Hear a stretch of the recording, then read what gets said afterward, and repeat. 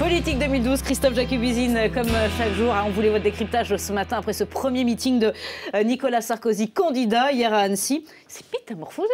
Oui, en candidat, Pascal, c'est vrai que la mue est impressionnante. Je ne porte pas de jugement sur les arguments du candidat Sarkozy, mais sur le changement de style.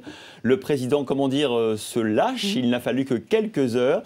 Il disait encore mercredi soir sur le plateau de TF1 que sa campagne ne consisterait pas à dire matin, midi et soir du mal des autres. Non, non, non, non. De bien bonnes résolutions, Pascal, comme on aimerait l'entendre plus souvent. Oui, mais voilà, elle n'a duré que 12 heures, car le lendemain, à Annecy, Nicolas Sarkozy, c'était ça.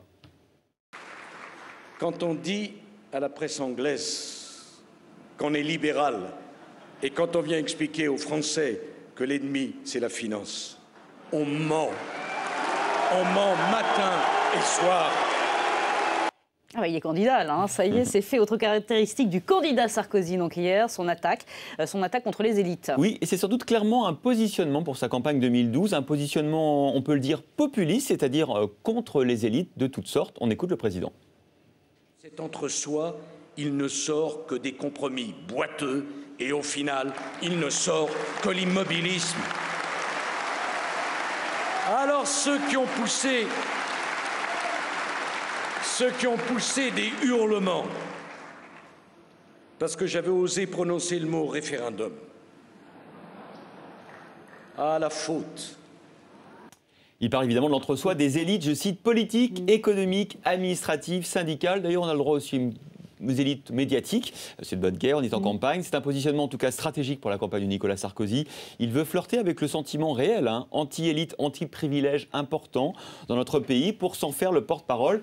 Évidemment, la ficelle est un peu grosse quand on est chef de l'État, mais quelquefois, comme vous le savez, plus la ficelle est grosse, plus elle risque de passer. D'autant que Nicolas Sarkozy, on vient de l'entendre, le double d'une proposition concrète, donner la parole aux Français par référendum, le plus souvent possible pour passer outre justement les blocages des corps intermédiaires comme les syndicats, l'administration ou les lobbies. Et puis son début de campagne a un petit peu été bousculé également par cette affiche qu'on montrait dès hier matin dans Première Édition, affiche de campagne qui a été largement critiquée, détournée sur Internet. Je pense que certains ont dû passer un mauvais quart d'heure à l'Élysée. Je veux parler des communicants de Nicolas Sarkozy parce que, bon, évidemment, la Francfort, quand on est un sympathisant de l'Allemagne comme l'était le président, c'est facile à faire.